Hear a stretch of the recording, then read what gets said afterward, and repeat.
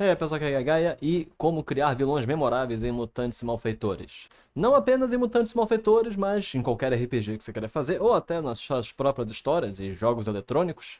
Vamos neste vídeo discutir o que faz um grande vilão, como criar as fundações do seu vilão, como desenvolver o personagem dele e como preparar encontros e conflitos com este vilão. Como podem ver, eu ainda estou testando esse removedor de background. Me digam nos comentários se vocês preferem assim ou preferem os vídeos normais com o fundo do meu quarto aparecendo. E neste vídeo nós não vamos focar tanto nas mecânicas, vamos focar mais nessa construção de vilão.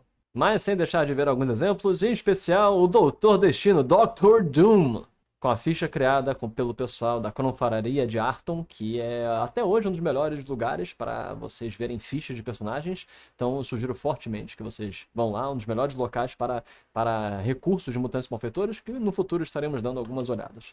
Mas então, por curiosidade, quando você vai para uma ficha de vilão, seja no RPG que você quiser, nós às vezes focamos em jogos, seja jogos eletrônicos, seja jogos físicos, jogos de tabuleiro, jogos de cartas. Nós tentamos pensar mecanicamente qual a melhor forma de descrever esse personagem. O que é uma conversa, mas não é a ficha do vilão que vai torná-lo memorável. Então, por mais interessante e curioso que a ficha tome assim o nosso centro das atenções, reparem que você pode reduzi-lo para simplesmente o NP dele. Você pode dizer que ele vai rolar com NP 13 para as coisas principais, 15 para umas que ele é melhor, 11, 9 para coisas que ele não é tão bom. Então a ficha, essa parte dos detalhes é interessante, é um assunto para outro vídeo, mas não é o principal quando nós estamos pensando no vilão. E aí, vamos retornar para cá, vamos deixar aqui um pouco de lado a discussão de números, vamos discutir como você pode criar esse personagem. Então a primeira pergunta é, o que faz com que um vilão ele ressoe com o público? O que faz com que o vilão seja memorável em sua maioria das vezes? Vamos pensar em vilões clássicos, como por exemplo Darth Vader, Thanos, Loki. E aí nós podemos analisar características desses vilões. Darth Vader, nós temos, além da questão estética, que faz os vilões, muitas vezes as questões que fazem com que o vilão seja tão interessante é o vilão, ele aborda um aspecto central para a história. Então a primeira pergunta que você tem que fazer é como esse vilão está entrando na história, qual é a sua função, qual é o seu papel. Ele é uma sombra de alguns dos personagens, ele é o oposto do que alguns personagens pregam, ele está confrontando e tentando mudar o status quo do mundo, ele existe para trazer à tona problemas dentro da sociedade, no mundo. Então, por exemplo, Darth Vader toma uma função fundamental de ser a cara do Império e ser basicamente essa figura impassível, mais máquina do que humano, e que mostra toda a falibilidade do Império e sua opressão, ao mesmo tempo em que ele tem um core, um coração humano, que ressoa com o personagem principal e não sei o que, com Luke Skywalker. Então você tem também toda essa questão empática.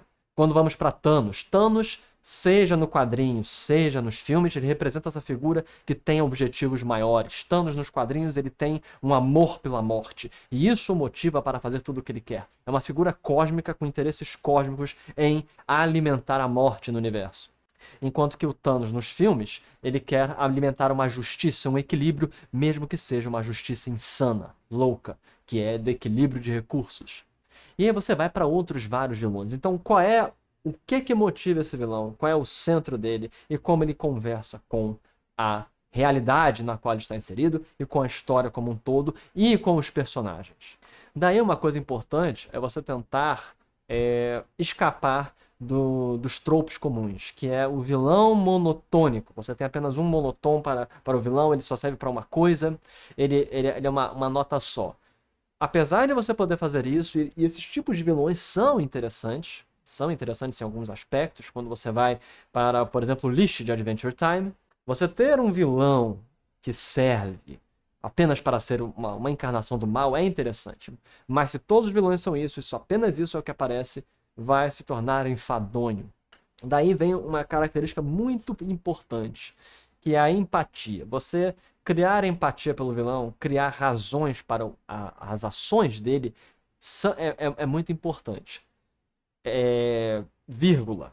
É muito importante, porém, lembre-se, os vilões que representam forças cósmicas ou representam simplesmente o pior possível, esses vilões, muitas vezes, não são muito bons de trabalhar com a empatia.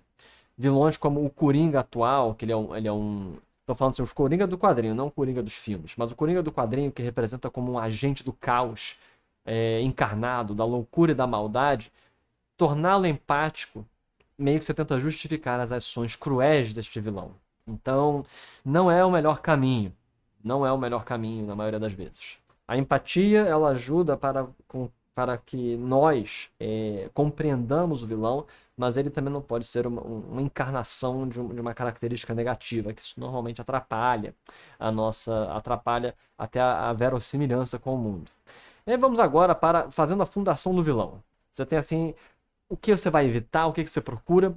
Primeiro passo é considere o tom do cenário e os temas. Como a gente já falei um pouco sobre isso, mas determine, ele vai ser o oposto de um determinado personagem. Ligue esse vilão a um personagem específico que é interessante, a um dos jogadores, ou ao grupo como um todo. O vilão foi criado por uma incompetência do herói, o vilão ele foi criado por uma incompetência da sociedade. Considere o tom, ele é mais comédico, ele é mais cruel, ele é mais sombrio. Pense nisso. Quais são as cordas, qual é a temática e o tom principal que esse vilão vai trabalhar. Depois caminhe para o backstory, para a história e o histórico desse personagem. Novamente, você não precisa falar os mínimos detalhes. Bote o centro, o que você tem que escrever na história, o que você tem que determinar é qual foi o motivador para ele virar o vilão e como ele conseguiu os poderes. Só isso. Você tem que ter o que motiva ele, porque nós estamos falando de mutantes malfeitores, nós estamos falando de superpoderes, nós estamos falando de supervilões. Então você vai ter que ter o centro que o quebrou. É o clássico do Coringa, apenas um dia ruim para tornar qualquer pessoa num palhaço das trevas do ódio, como é o Coringa. Você tem o caso de Darth Vader, que é Anakin Skywalker, que caiu pro lado sombrio quando ele não conseguiu salvar a pessoa que ele ama. E aí tem todo um histórico que vai que ele também não conseguiu salvar a mãe, ele traiu a Ordem Jedi e não sei o que. Você tem do nosso vilão em amostra aqui, nosso querido Doutor Destino, Doctor Doom. Aliás, um dos meus vilões favoritos de todos os tempos. Não só porque ele tem meu nome, né, Victor, mas porque ele é um vilão muito interessante. E o caso do Doutor Destino, do Victor Von Doom, é muito legal, porque ele é a representação máxima da arrogância da pessoa que tenta fazer demais, porque o cara, ele é fantástico, ele é um mestre da ciência e da magia, mas a arrogância infinita dele sempre o destrói. Ele é um tipo de vilão, que é o vilão que serve como lição de moral, que é a lição da moral de que você deve conter sua hubris, sua arrogância. É muito interessante o Doutor Destino. Mas aí, retornando, você tem aí esses traços. Você vai determinar o backstory, que são quais são os fundamentos da história dele, o que fez ele se tornar um vilão, o que motiva ele a ser um vilão, e como deu a origem dos poderes dele, de onde vem a origem dos poderes. Daí você vem para os objetivos. O que esse vilão quer?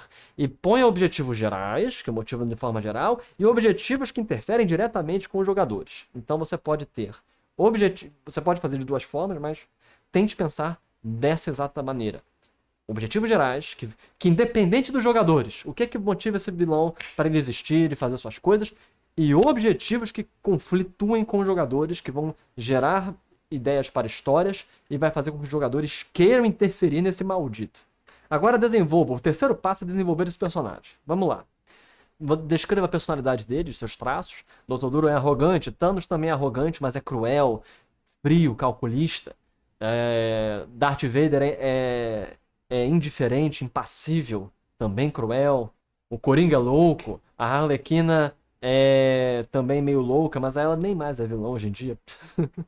Você tem a Era Venenosa, que é extremamente focada na questão ecológica. Então, dê os traços. O que são os traços centrais de personalidade, os traços, características dele.